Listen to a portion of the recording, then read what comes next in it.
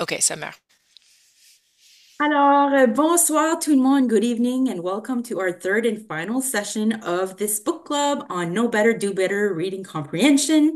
Alors, on est vraiment content de vous accueillir pour cette troisième partie pour les chapitres 6 à 8.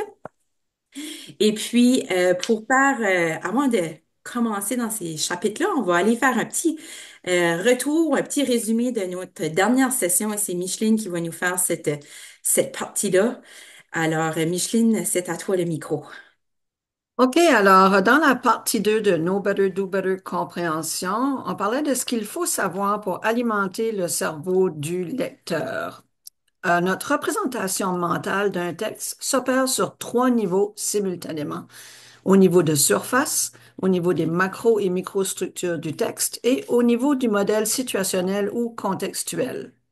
Le niveau de surface, c'est reconnaître les mots et selon notre fluidité et notre respect des ponctuations, cela facilitera et rendra plus difficile la représentation mentale qu'on pourra se faire du texte. Le niveau des macrostructures réfère à comment le texte est structuré. On connaît tous les structures narratives, informatives, la structure des rapports de science, la structure des textes d'opinion, d'une lettre, etc. Connaître ces structures aide à la compréhension du texte. On enseigne donc explicitement ces structures. Et comme la structure narrative est assez simple à maîtriser, on passera plus de temps à travailler les autres types de structures. Le niveau des microstructures d'un texte réfère aux propositions d'une phrase et aux marqueurs de relation. La fausse idée qu'une phrase égale une idée a été recadrée à une phrase complète qui a plusieurs propositions peut contenir plusieurs idées. Naviguer des phrases complexes doit faire l'objet de notre enseignement explicite avec les élèves. Pour ce qui est des marqueurs de relation, ils aident à définir et relier les propositions et phrases entre elles. On connaît, entre autres, les connecteurs de causalité, de but, les temporels, les séquentiels, les additifs, ceux d'opposition, de choix, de comparaison, de concession, d'explication ou encore de restriction. Ces marqueurs permettent au lecteur de créer des ponts d'inférence et de compréhension. Ils assistent à la création de notre représentation mentale du texte. C'est pourquoi nous devons nous soucier de repérer d'avance quels facteurs dans ces structures pourraient rendre les compréhensions et les inférences difficiles. Et on démontrera comment on utilise ces micro et macrostructures pour construire en partie le sens du texte pour ensuite donner des occasions à nos élèves de mettre en pratique ces compétences à leur tour. Notre discussion pendant le webinaire est aussi revenue sur le fait que ces compétences se travaillent à l'oral, dès la maternelle. Un autre aspect de notre construction mentale, au niveau de la structure, est la cohésion ou la cohérence du texte. Plus un texte est cohérent, plus cela facilitera notre tâche de représentation mentale du texte. Par exemple, il mange une banane, il aime beaucoup les fruits, a plus de cohérence que il mange une carotte, il aime beaucoup les fruits.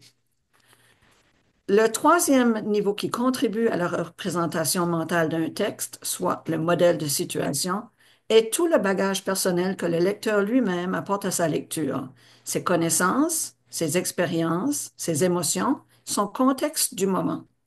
Ainsi, on peut voir que le vocabulaire et les connaissances de base jouent à ce niveau un rôle de pilier important pour que le pont puisse se faire entre le travail de décodage et la compréhension du texte.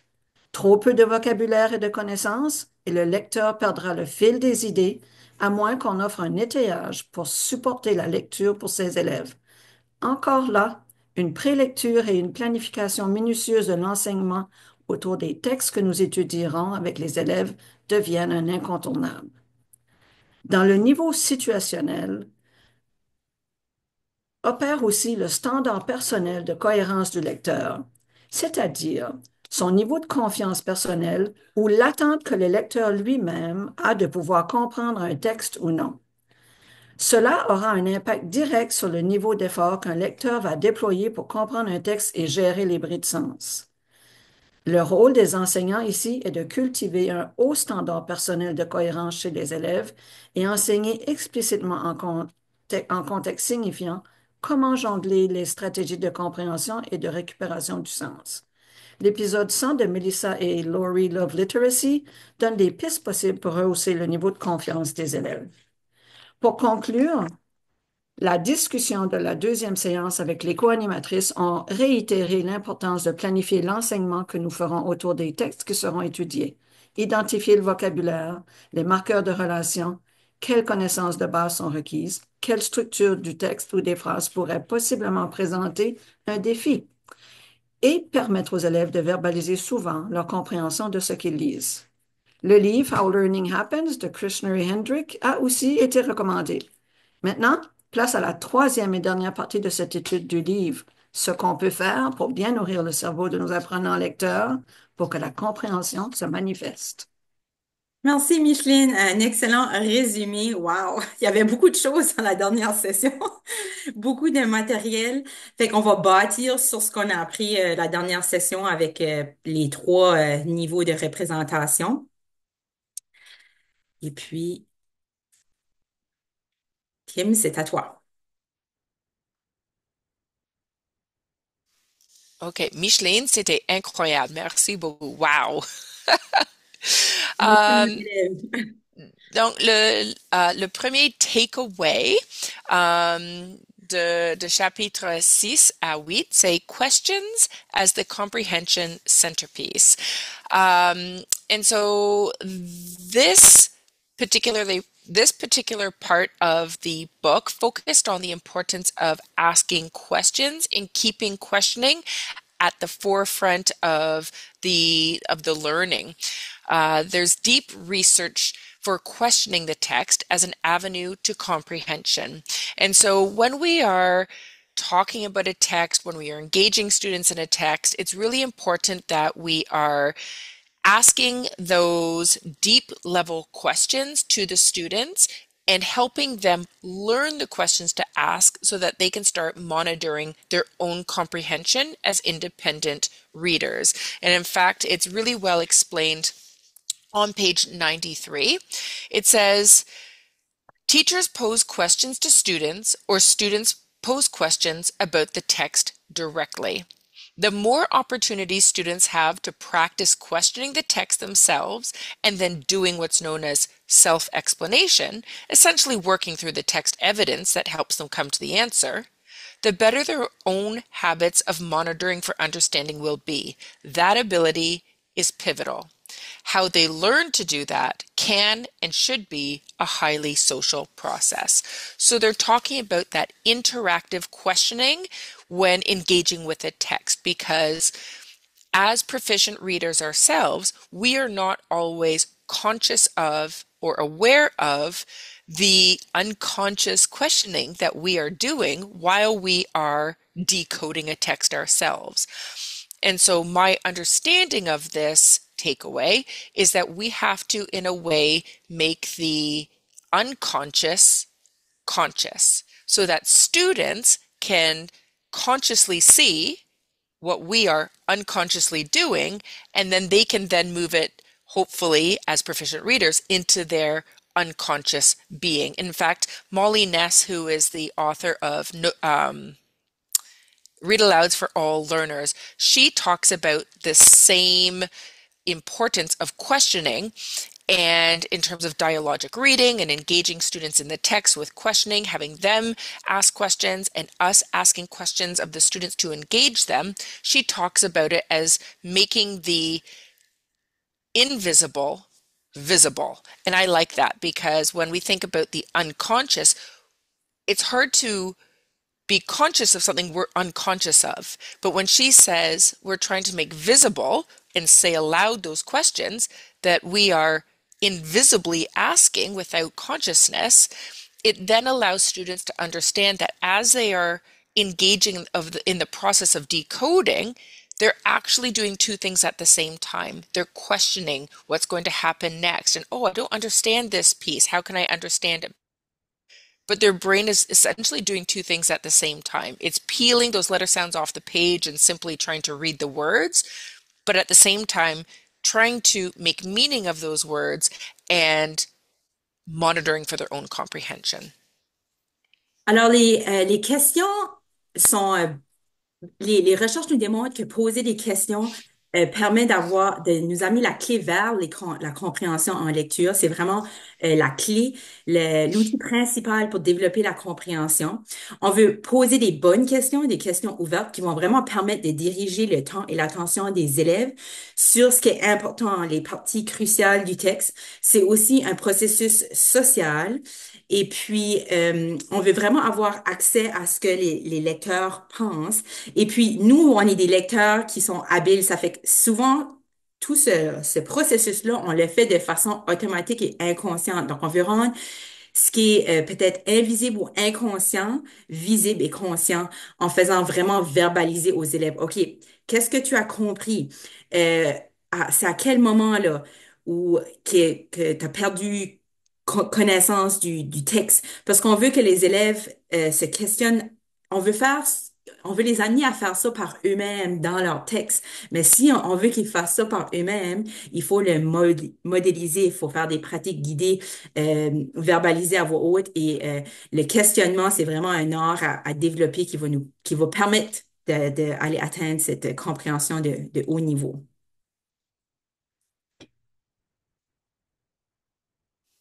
C'est moi encore. The art of questioning. So when we are asking questions, Lieben and Lieben recommend that we reflect on some specific characteristics. So not just random questions, but we want to make our questioning intentional. And so really this has been a difficult move for me because there was such a focus during my teacher training on teachable moments. And that was when you stumble across something haphazardly, this would be a great time to question with the students. But with explicit systematic instruction, and what the evidence and research shows us is that incidental teaching is not as effective as planned and intentional teaching. And so this has been a mindset shift for me. So rather than when I stumble across something haphazardly or in the moment, what I want to do is I want to predict opportunities and I want to identify opportunities in the text that really lend themselves to good questioning. And so what Lieben and Lieben suggest is looking at specific words that may cause confusion, and sometimes we call those barriers. Which words might act as barriers? And sometimes these words can be words with multiple meanings. So, for example, I always think of Amelia Bedelia, but, draw the curtains. We may have some students who physically think that means to take a pencil and draw the curtains, but really what it means, it's a synonym for close the curtains.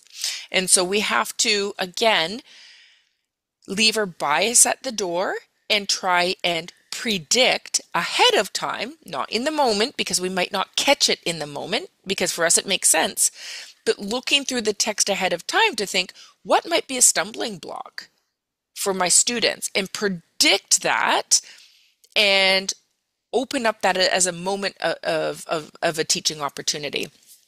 We also have to make sure that we are questioning whether or not our students have enough background knowledge to comprehend the text. And so if the text is about a topic,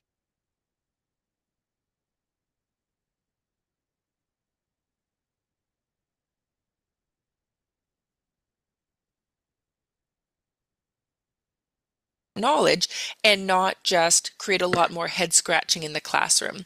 Because if students don't have the background knowledge, for example, if you're reading a book on the sport of cricket, a lot of Canadians don't have a lot of background knowledge on the sport of cricket.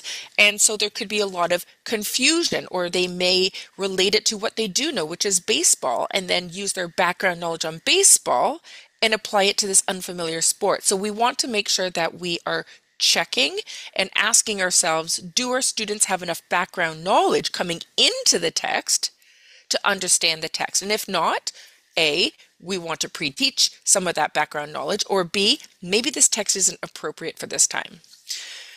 Something else in terms of the art of questioning, what is the author's purpose? And so we want to make sure that we don't assume students know that authors write for a purpose, and sometimes we need to make it clear what the author's purpose is. If it's to convey an important message, or is it to share information on something, and to help students question what the author's purpose is, but glean some information into what it may be so they're not led astray as you're reading aloud.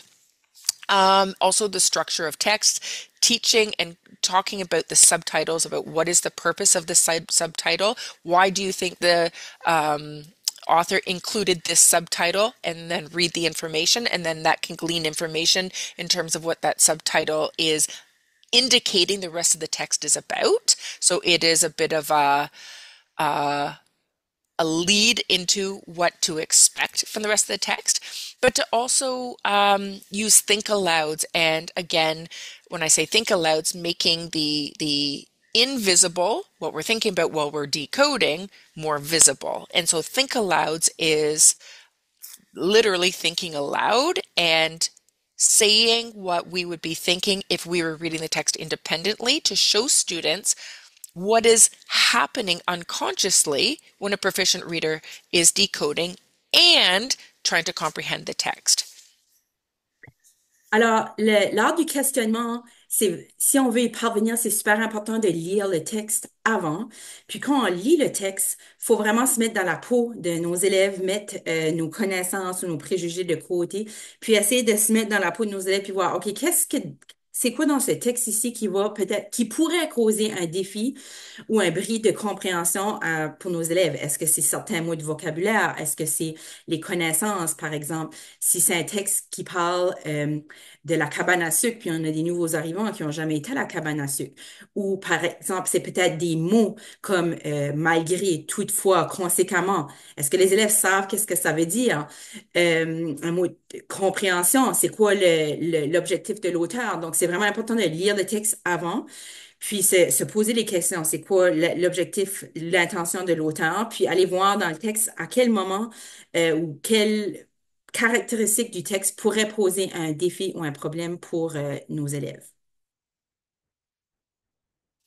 Right, proving your answer, this can be quite challenging for some of our students because it really anchors their thinking when a text is being read. And if they're not yet independent readers and reading for comprehension independently, then we need to model what this reading comprehension strategy is. And some of the research says we need to give our students regular chances to investigate their responses to questions so that they can explain them to themselves, their classmates, and to you. And if we think about what a typical reading comprehension test or assessment might look like, it typically asks a question and then says, prove your answer. And so what we want to do is we want to set our students up for success. We want to do this orally as a whole class to model what that looks like before they sit down and they have to do it in writing. And so, I mean, my two daughters are now in grade 7 and grade 9, and they have had reading comprehension questions since the beginning of grade 1 and grade 2. Students are going to be more successful answering reading comprehension questions and giving evidence for their answer if this is done regularly in the classroom setting through talking about how do you justify your answer and how can you give me an example in the story. So when we are asking questions, we don't want students to just give us a one-word answer. We want them to make reference back to the text, pulling specific examples. Sometimes if we ask the question before we read the text, then students can start listening in and engaging for that information so that they are able to pull that information as we're reading the text. And so if we think about reading comprehension questions, students often have access to the questions before they read a text. I know for myself, if I have questions, or if I'm reading a book with questions, if I'm reading a parenting book on how to be a better parent of preteens, I have these questions in my head. And as I'm reading the text, I am actually answering those questions because I had the questions ahead of time. So what we want to do is we want to make sure that students are giving us answers that are in a way uh, with evidence from the book. So, and I'm just going to share one little piece from the book directly. It says, proving your answer is like a student's superpower. Students in every classroom from grade 2 to grade 8 know they could be called on to give evidence for the answer to their question. And this enables teachers to see what's going on in the students' brains and what kinds of difficulties, if any, students may be having. So doing this, proving your answer aloud, gives teachers an opportunity to model how to extract proving your answer or extract something from the text, but it also will scaffold what that's going to look like when a child then has to go to their desk and do it in writing. Je trouve ça c'est super intéressant, justifier sa réponse. Puis je trouve que, en tout cas, des pratiques que moi j'avais l'habitude de faire ou que j'ai vues souvent, c'est des textes de compréhension en lecture où est-ce qu'on on pose une question, l'élève répond, mais l'élève ne justifie pas nécessairement sa réponse, il répond juste. Puis là, nous, comme enseignants, ben, il l'a ou il l'a pas. Mais quand il l'a pas, puisqu'il n'a pas justifié sa réponse, on ne sait pas nécessairement d'où vient l'erreur. C'est qu'est-ce qui a causé ce bris de compréhension-là. Puis ce que je trouvais intéressant dans le livre, c'est que à l'école des Lieben, les élèves s'attendaient qu'on leur demande de justifier leur réponse constamment. Donc, ils sont constamment en train d'être engagés parce qu'ils savent pas quand ça va être leur tour de justifier. Puis, c'est devenir un petit peu comme des détectives de, OK, on veut vraiment comprendre le texte. Puis, c'est important aussi de donner la chance aux élèves de justifier leur réponse de façon individuelle ou indépendante avant de le faire en grand groupe pour, encore une fois, que ça ne soit pas toujours les mêmes qui répondent ou qui justifient leur réponse. Puis, donc, de le faire de façon individuelle, soit juste dans la tête ou dans un journal, à l'écrit. Après ça, ça peut être fait en diade, en petits groupes, en grands groupes. L'enseignante aussi peut modéliser comment on fait pour justifier sa réponse. Puis, ça apporte vraiment notre compréhension à un autre niveau de, OK, on est vraiment en train d'essayer de trouver, on veut pas juste trouver une réponse, mais on veut comprendre. Puis quand on vient justifier nos réponses, ben, on développe cette compréhension-là. Et puis là, je vais parler de l'analogie du kaléidoscope. La première session qu'on a eue, les Libens étaient avec nous. Puis j'avais demandé la question, pourquoi l'image du kaléidoscope sur la page couverture du livre? Parce qu'il en avait parlé dans un des premiers épisodes du balado No Better, Do Better. Mais dans le livre, à la page 95, il l'explique aussi. Donc, un kaléidoscope, c'est juste un genre de choses comme ceci là qu'on peut regarder. Puis quand on le tourne, ben, on voit différentes images. En gros, c'est comme des petits miroirs avec des réflexions quand le soleil réfléchit dedans. Puis, ce que il dit, c'est un frozen kaleidoscope. Donc, quand le kaléidoscope est figé. Donc, on le bouge, mais quand il arrête, à ce moment-là, à ce moment-là, quand c'est figé, c'est les caractéristiques uniques de cette image-là. Donc, il faut voir le texte comme un kaléidoscope. Donc, à chaque fois que je tourne, puis là, je m'arrête, OK, cette image-là, c'est un texte. Puis, dans l'image du kaléidoscope, ça démontre comment le texte peut être complexe.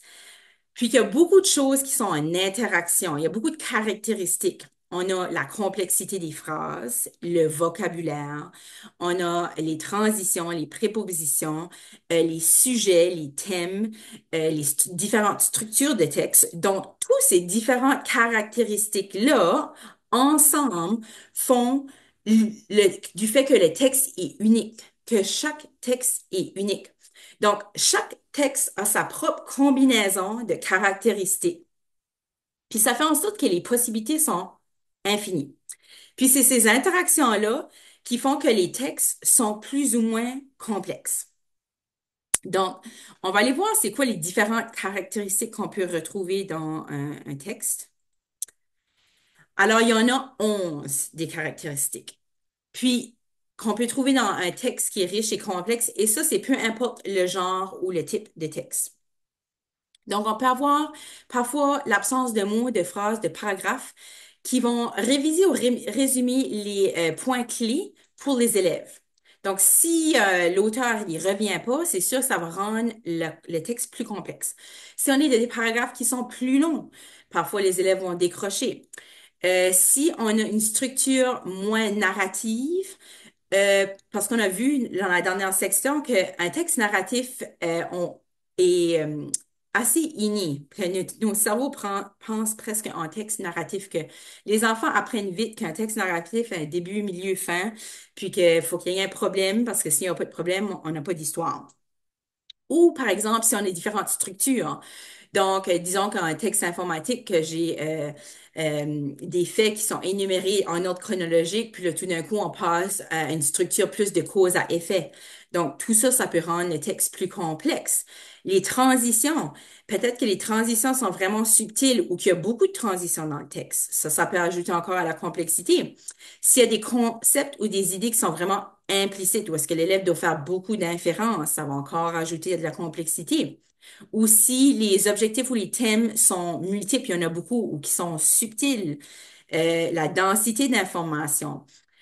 Si c'est un cas des sujets, des événements qui sont inhabituels pour les élèves, s'il y a l'absence de répétition, pas beaucoup de connecteurs ou de recoupements entre les idées, les propositions, la complexité des phrases, le vocabulaire. Donc, tout ça, ça ajoute à la complexité d'un texte. Puis là, si vous comptez les petites puces, il y en a 11.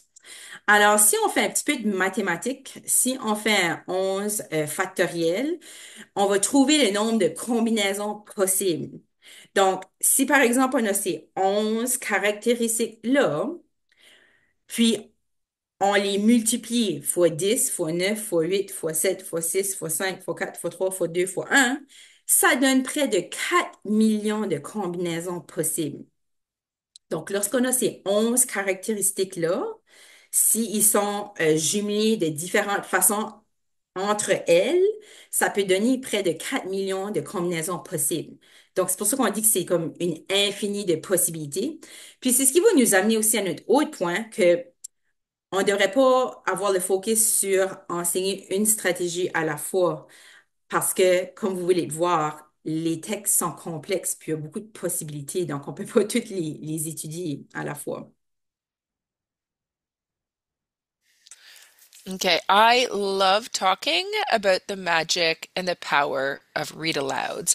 And Meredith and David Lieben also reiterate in their book, Know Better, Do Better, that read alouds develop listening comprehension, which grows vocabulary, background knowledge, and familiarity with different types of texts. And so, again, I want to draw attention to Dr. Molly Ness, who is a researcher in the field of science of reading and talks about how read alouds epitomize the science of reading because they allow us to, when taught effectively and when taught with intentionality, can cover all of the strands of the language comprehension piece of Scarborough's reading rope. And so we need to remember that read alouds and reading books out loud for our students, enables us to model what fluent reading sounds like, but it does not replace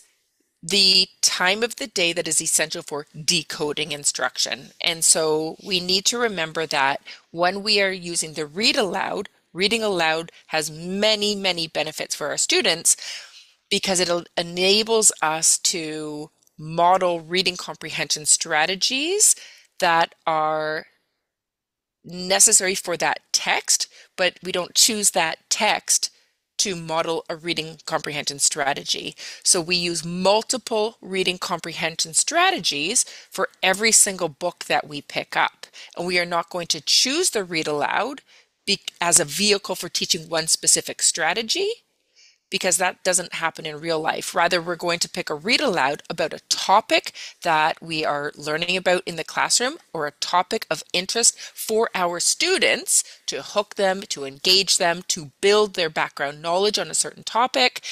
And then we are going to make visible the invisible multiple reading comprehension strategies that we are going to use when we are reading aloud.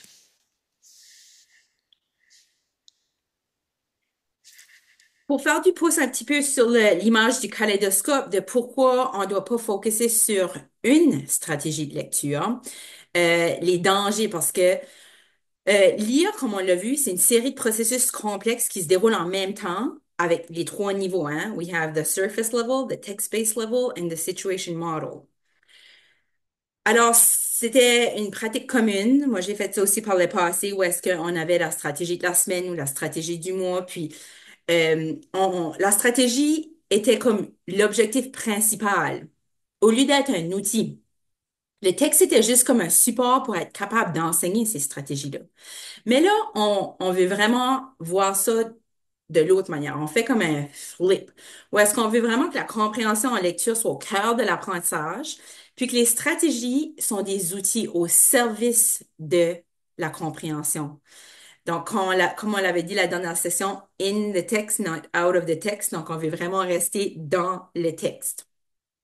Puis, c'est pour ça que quand on travaille une stratégie à la fois, on isole la stratégie, puis on sursimplifie le processus de lecture, qui est quelque chose que les élèves en difficulté ont tendance à faire. Puis, on met le focus sur la stratégie et non sur la compréhension du texte. Fait que ça, on dirait que ça, comment dire, ça enlève le focus où est-ce qu'il devrait être finalement. Puis, j'ai écouté ce balado ici que je vous recommande vraiment. C'est un excellent épisode.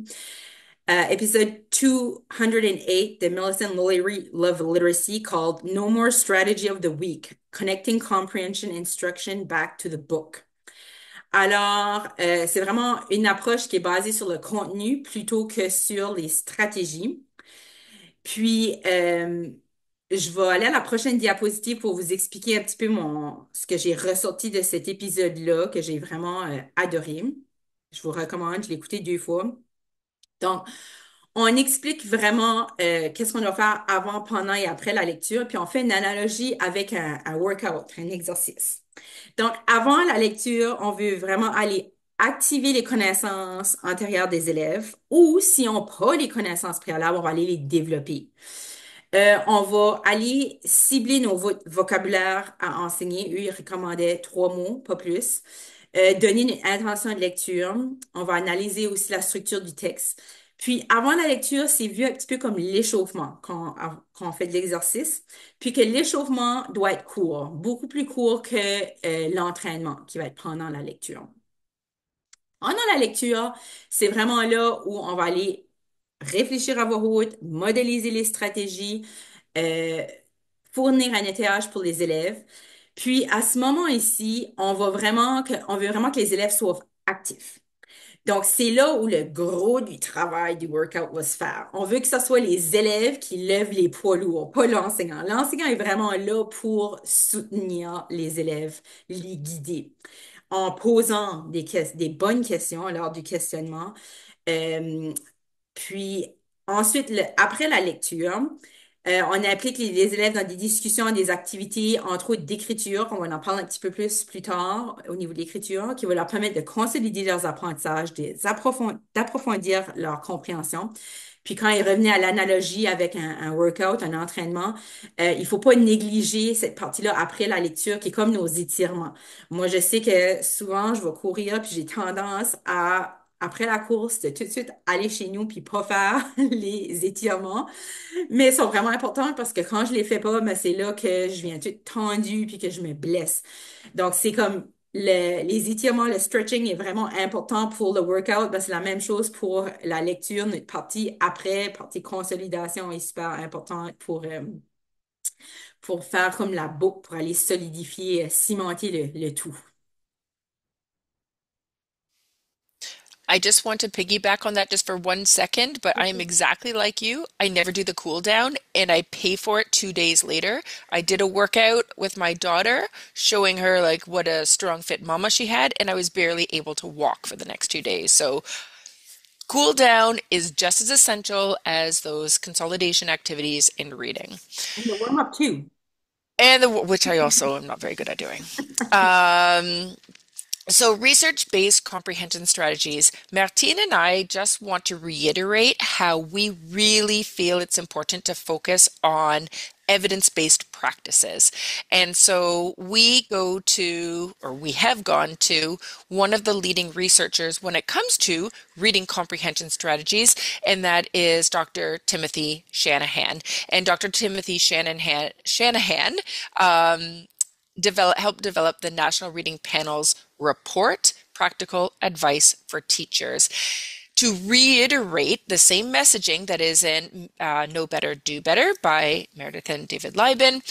And so I have put a link to that reading research at the bottom of this page because it is important to link these recommendations directly to the research that can be found in the document. The strategies that are backed by research are monitoring for comprehension, which essentially is ensuring that we are modeling for students what we do if we are not understanding the text we're reading, showing them that it's okay to go back and reread to check for understanding. Because sometimes I feel that students are just trying so hard to decode the words off the page that they're either forgetting to check for comprehension or not able to check for comprehension because so much of their cognitive load, so much of their working memory is working on decoding and peeling those letter sounds off the page that there's no working memory left to understand what they're reading. Monitoring for comprehension is one of the evidence-based, research-based strategies that is backed by decades of research and is mentioned in the National Reading Panel. The second evidence-based comprehension strategy that is mentioned in the book as well as in the NRP report is pause and summarize. And that is reading a passage and then summarizing it. And in English, the W questions, who is this about? What are they doing? Where are they? When and how? And if necessary, why? This process we are able to do with automaticity as proficient readers. However, as proficient readers, we don't always need to go back and summarize. However, as I get older and as my brain gets more and more distracted, I am finding that I have to go back and actually do this strategy myself. Otherwise, I find myself just literally decoding aimlessly and then ask myself, oh my gosh, what did I just read? And I have to go back and reread it because I'm actually thinking about something else as I'm reading. So we need to make sure that, again, we're making the invisible visible and showing students as I'm reading, I'm thinking, who is this about? What are they doing? What is the action? Where is it taking place? And when and how? Now that is geared more for a fiction book. If it's about a knight in shining armor who is at the battlegrounds, that might be easier to do than a nonfiction. But even when we're reading nonfiction, we are constantly pausing and summarizing, either first verbally and then unconsciously and in our heads, because that summarization is going to consolidate thinking and improve reading comprehension. And then questioning while reading, which we have covered already, asking those questions as we're reading to check for understanding, and cooperative learning, which is that back and forth reciprocal teaching. So research shows that when students are learning together and they are talking aloud and sharing aloud and sharing that information back and forth, it is going to consolidate their understanding. It's going to consolidate their understanding better than if they don't have those cooperative learning activities. But again, cooperative learning has to be scaffolded. It needs to be modeled. Otherwise, it is not an effective use of time. Cooperative learning is really links with what we said earlier about how this is a social Mhm. experience, like reading comprehension.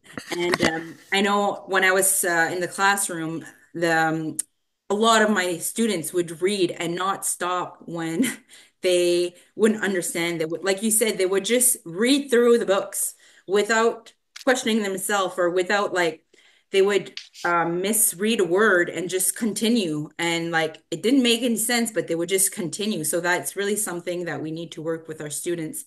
And in the podcast I was listening today of a new Know Better, Do Better, Meredith was explaining how when she was an adult, she had to like relearn how to read informative text because she was reading informative text as a narrative text. She would just kind of go through it. And then as an adult, she realized, well, I can't read an informative text the same way if I really want to be able to understand it. So I thought it was interesting of like when you said the who, what, where, when, and why.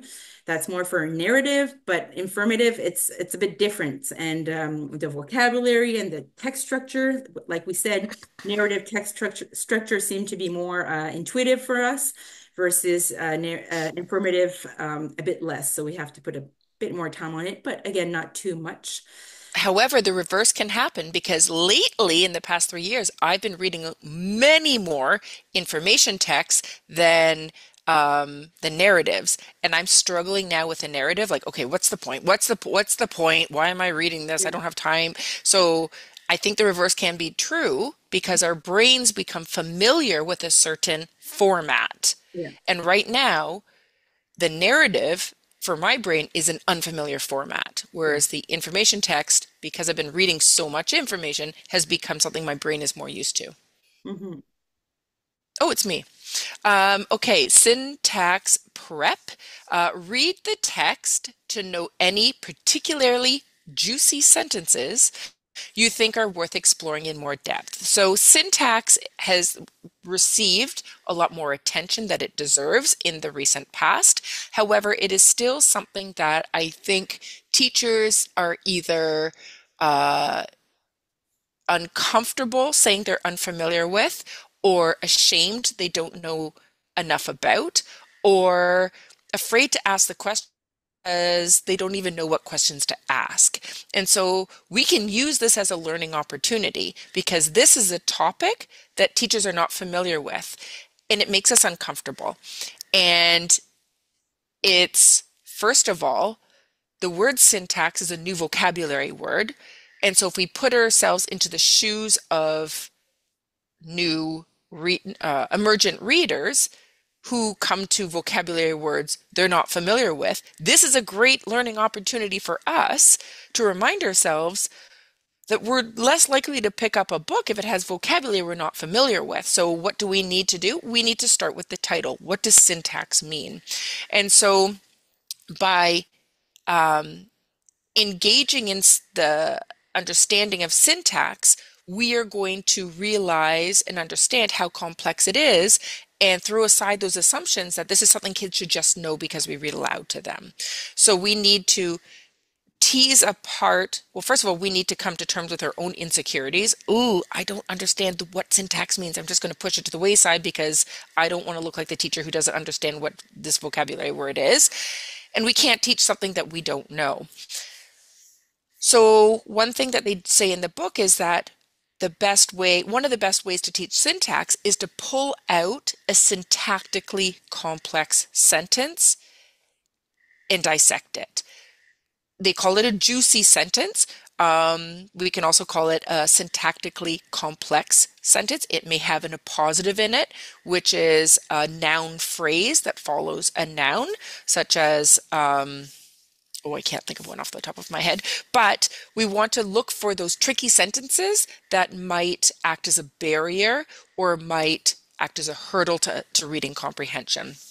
And so these are the critical points they tell us to look for when we are choosing a juicy sentence. Number one, choose a sentence that has complex sentence structure. So it may have lots of commas, it may have an appositive, it may have some vocabulary words that are a little bit difficult, but it's important for understanding the overall meaning of the passage. Secondly, we need to read that sentence aloud with expression because when a sentence is unfamiliar and there's a lot of commas, sometimes we don't actually know where to pause and stop. And There is one sentence from the OHRC's Right to Read report, and I constantly stumble on it, even though I've read it probably 50 times, just because of the placement of commas.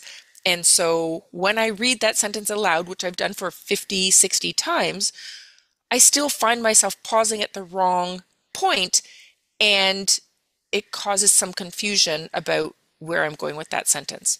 So I'm still working on that. Explain unknown vocabulary. Perfect word, syntax. This book is on syntax. We should probably start with defining what is syntax and identifying any punctuation that may cause be a tripping point, may be a stumbling block, and choral reading of the sentence. And choral reading is one of those research-based, evidence-based practices to help improve reading fluency. So the more fluent students read, the less cognitive load on that decoding word recognition piece, and the more they're able to focus on comprehension. Your example of the comma made me think of this phrase. It's let's eat, kids, or let's eat, kids. Like the first phrase has no comma, so it's like basically you're gonna eat the kids, and the second one has a comma after eat, so it's like, okay, kid, it's time to eat, and they have the same little image in French. On mange les enfants. And anyway, it makes me laugh. Yeah, But like, yep, it's just a really simple example of how it affects our comprehension, basically. absolutely.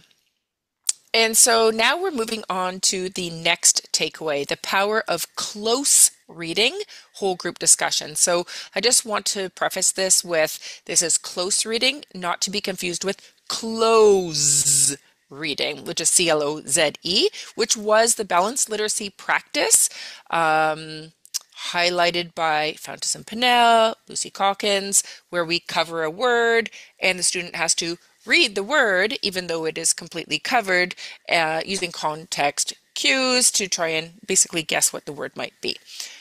This does not encourage students to guess words. What close reading is when students are carefully attending to a text, minding it for all they possibly can, while their teachers are close by, observing, facilitating, and coaching as needed. So close reading truly is when students are close to the text with the proximity of the teacher who is there to lend a hand. This quote comes directly from the book. I definitely think that this is an important strategy, and I would love to see more reading research on it. Alors, j'ai essayé de trouver qu'est-ce que ça voulait dire close reading en français, puis j'ai eu beaucoup de mal. On n'a pas vraiment trouvé, le terme n'est pas officiellement, disons, traduit. On avait pensé peut-être à lecture approfondie, lecture en profondeur ou lecture à proximité. Donc, qu'est-ce que c'est? C'est on lit un texte trois fois avec une intention différente à chaque fois. C'est important de vraiment bien choisir notre texte. Hein, on veut que ce soit un texte complexe, riche, un texte qui va inciter des discussions intéressantes et riches. C'est sûr que la partie préparation de l'enseignante est super importante. On va aller lire ce texte-là vraiment attentivement avant, en surlignant les parties qu'on pourrait voir qui pourraient peut-être causer problème, les parties importantes, faire des petites notes. On va aller cibler nos mots de vocabulaire, nos trois mots qu'on va enseigner, puis peut-être quelques mots qu'on peut expliquer rapidement dans le texte qui pourrait aider les élèves à mieux comprendre. Lors la première lecture, on va faire une lecture à voix haute pendant que les élèves suivent le texte ou ça pourrait être une lecture en chœur. Puis, on va seulement s'arrêter pour expliquer les quelques mots ciblés essentiels à la compréhension. Mais en gros, on les lit d'un bout à l'autre. Ensuite, la deuxième lecture, on va préparer au préalable 4 à 7 vraiment bonnes questions, des questions ouvertes qui vont vraiment aller cibler les parties cruciales ou importantes du texte. Puis, il se peut que on va juste faire 2 ou 3 questions parce que les discussions vont être tellement riches puis abondantes avec les élèves, puis c'est correct. Donc, c'est important de pas, tu sais, d'être dans le moment présent, Puis de garder encore toujours de focus sur la compréhension de si on a juste posé deux ou trois questions, mais que la discussion est riche, puis amène vraiment les élèves à un autre niveau, ben on peut rester, on n'a pas besoin de se dire, ah ben là, j'aurais pas le temps de finir mes 7 questions. C'est pas ça qui est l'important, c'est pas le nombre de questions, mais vraiment la discussion qu'on va avoir, puis comment on peut apporter la compréhension du texte. Puis la troisième lecture, ben c'est vraiment varié, c'est l'intention qu'on va lui donner. Est-ce qu'on va aller choisir cette phrase complexe-là, la juicy sentence, qu'on va aller décortiquer, ou peut-être qu'on va aller voir plus en profondeur les mots de vocabulaire, ou peut-être qu'on va aller développer les connaissances des élèves ou faire notre appréciation du texte. Donc, ça va vraiment dépendre de nous.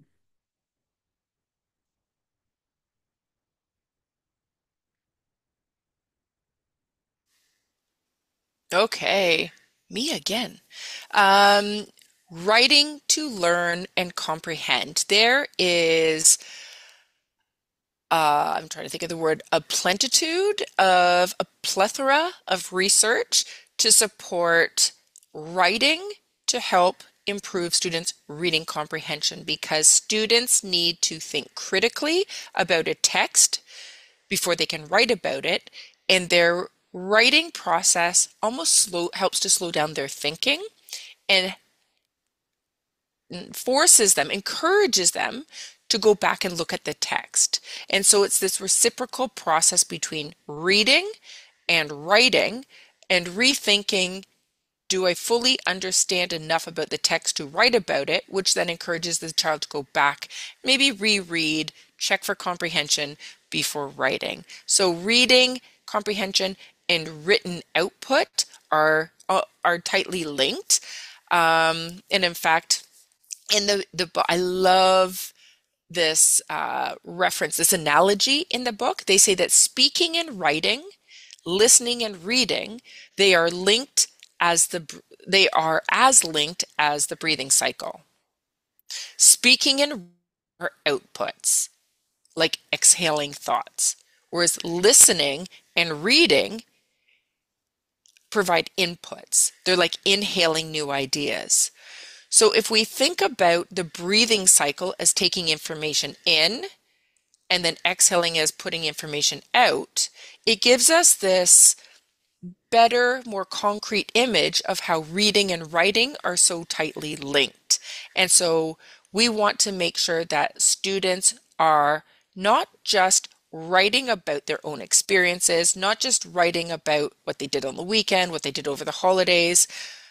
We want them to be writing about what they've read because that will reinforce that output of what was the input. And we want to ensure that the input was well understood and that the input was correctly understood because the written output is almost like a visual representation of their interpretation.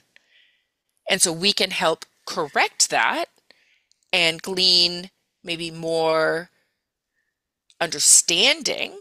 If they're lacking understanding, their written output, whether it's in text, speech to text, because I know written output can also be hindered by their automaticity of letter sound correspondence and can also be hindered by spelling.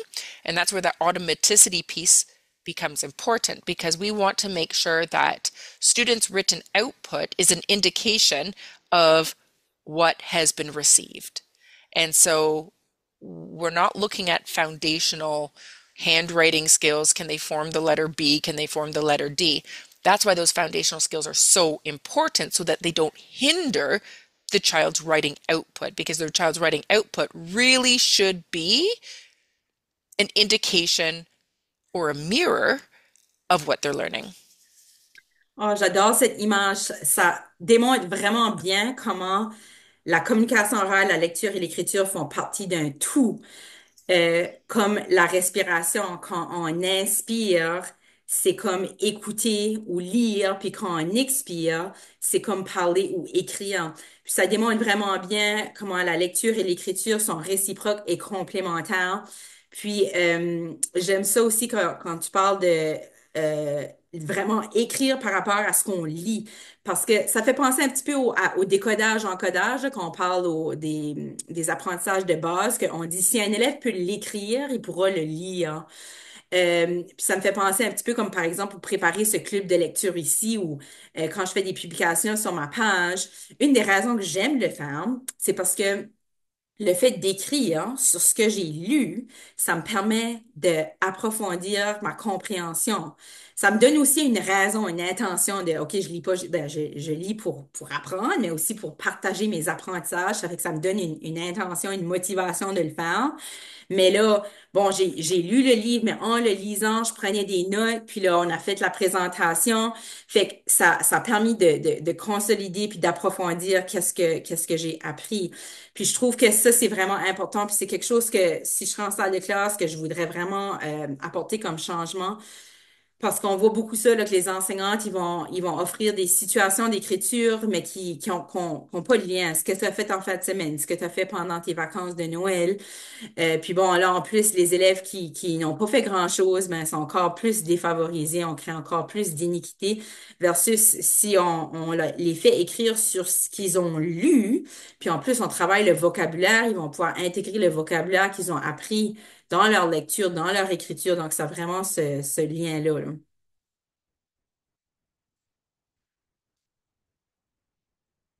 Okay, and this is another connection to the importance of writing about what we're reading. And again, we can't think of this as being something that students can naturally do. A lot of adults have a hard time with writing, myself included, but with practice and with models. And for me, a lot of those models are the books that I can read. But if you can't read, then you don't have those models. So we have, as teachers, to scaffold that and to model what we're looking for. And if we can't show students what we're looking for, then we need to evaluate how effectively we can teach something that we can't necessarily do ourselves. So in the book, they do say they talk about the importance of combining writing with reading because it enhances comprehension. The two are reciprocal processes. And as I'm reading this, I'm thinking about Melissa and Lori Love Literacy's I guess that's not their last name, but Melissa and Lori, how they make the connection between reading and writing or decoding and encoding, like two sides of the same coin.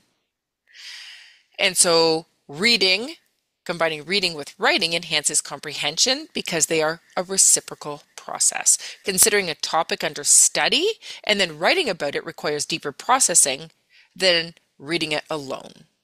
And so we know that the science of writing and the writing process is much more complex than the science of reading.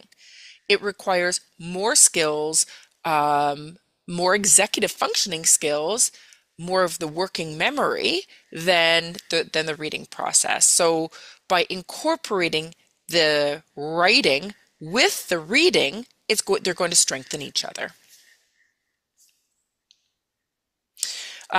A couple of strategies that they recommend in this book are a structured journal. Again, this is not just giving open-ended, drop everything and write time, but this is modeling what a journal looks like, and it will depend on the grade level you're teaching, but showing students a model and what you expect. And that is going to be cumulative and develop over time. In the earlier grades, it may be one sentence, maybe two sentences, and then the upper grades, maybe one paragraph, maybe two paragraphs. But it's also really important to ensure that students are not necessarily journaling about their personal experience because that is going to differ. You are going to find it very difficult to give corrective feedback if you weren't there on the weekend with them at Canada's Wonderland. But if they are writing about a topic in the classroom that you have been studying in the classroom, whether in your literacy block or in science or social studies, then it will lend itself to be able to provide corrective feedback. No, a mammal is not cold-blooded. A mammal is warm-blooded. Whereas if they're writing about what they did on the weekend, you don't know if it's correct, and it doesn't lend itself to really any heavy content knowledge. Micro writing, they talk about joining words together. And one of these strategies is like the sentence combining. The apple is red, the apple is ripe. How can we combine those sentences? The apple is red and ripe. And sentence expansion. I always like to make the reference to the researcher, and that is Judith Hochman from the book The Writing Revolution, and she calls these kernel sentences. So a sentence expansion is looking at a very, very short phrase and then learning how to expand that. And she talks about using those W questions. Who is it? Kim. What is she doing? Reading. Where is she reading it? In the library. Why? To study for the exam. And how? And then, so helping students, scaffolding a framework for students to use to help develop their own writing is going to be a more effective approach than just giving them open-ended writing and then going back and having to make all these corrections, when if we front load it with a framework, they're going to have something to work from, and there's going to be less marking and less correcting for the teachers.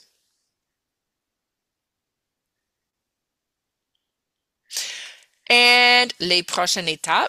Our next steps, there's a podcast pairing that we made for reading comprehension.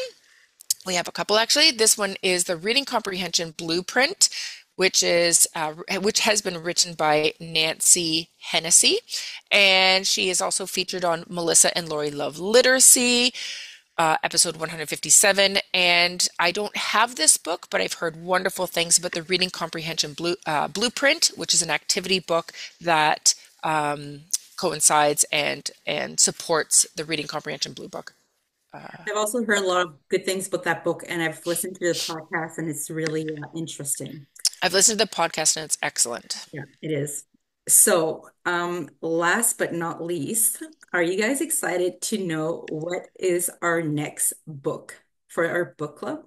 Avez-vous hâte de savoir c'est quoi le livre qu'on a choisi pour le prochain club de lecture? Drumroll. Alors, le prochain livre, ça va être Harnessing the Science of Learning de Nathaniel Swain. Pourquoi on a choisi ce livre-là? C'est parce que j'ai écouté quelques balados de Nathaniel Swain et j'ai adoré. J'aime vraiment sa façon de vulgariser la science de l'apprentissage. Puis, je vais co-animer ce club de lecture avec Chrissy Lorette, qui est une collègue qui fait un projet de littératie au secondaire. Elle a aussi une page Facebook, Instagram où elle partage des choses. Puis, on pensait que c'était une occasion importante de vraiment aller saisir, aller chercher encore plus de gens, pas juste les gens qui s'intéressent à la littératie, mais tous les éducateurs, tous les pédagogues du préscolaire au secondaire, parce que la science de l'apprentissage, ça s'applique à tout le monde. Puis, on trouve que parfois, il y a peut-être des méconceptions de comment on apprend, ou on prend beaucoup de choses pour acquis quand on est dans la salle de classe ou avec les élèves. Donc, ça va être un livre vraiment intéressant. Puis, en plus, Nathaniel Swain offered to join us on a book club. So we'll have him with us to answer our questions. So that's going to be so exciting. So we're going to share the dates. It's going to be after Christmas and the New Year's. And I've just received my book. So we're going to take a look at it and see like how many sessions we're going to do depending on how the book is built. So do you guys have any questions or comments or share before we leave? I didn't even check the comment box because I was sharing my screen, so I don't know if there was any.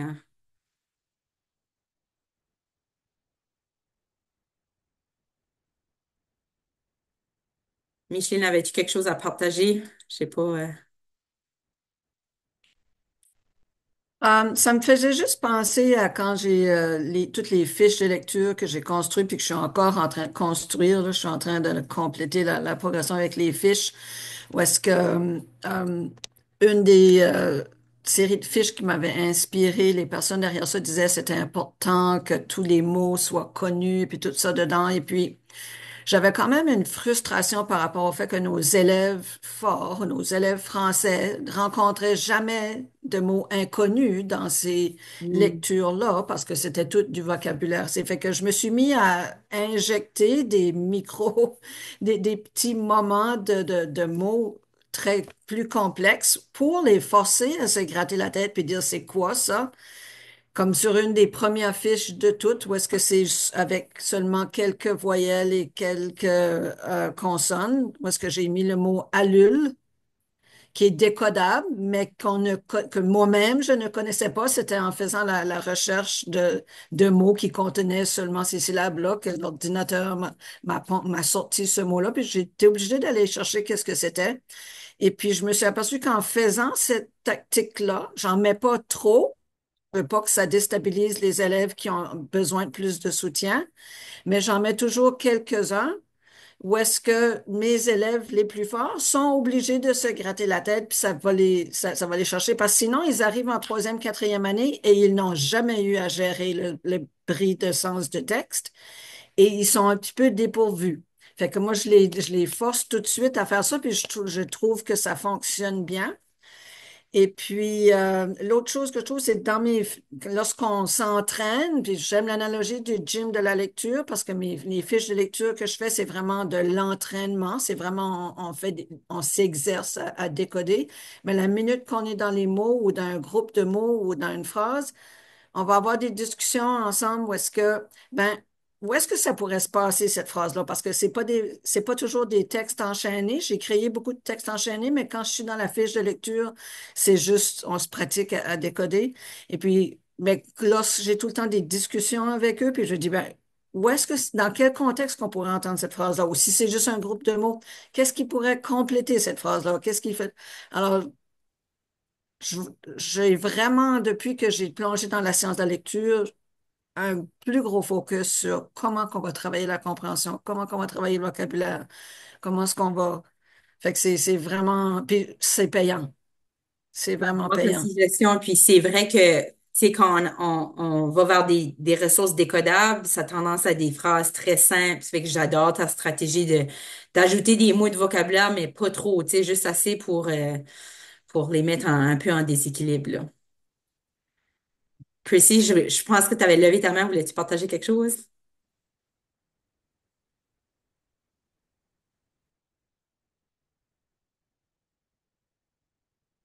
T'as de la misère avec ton micro?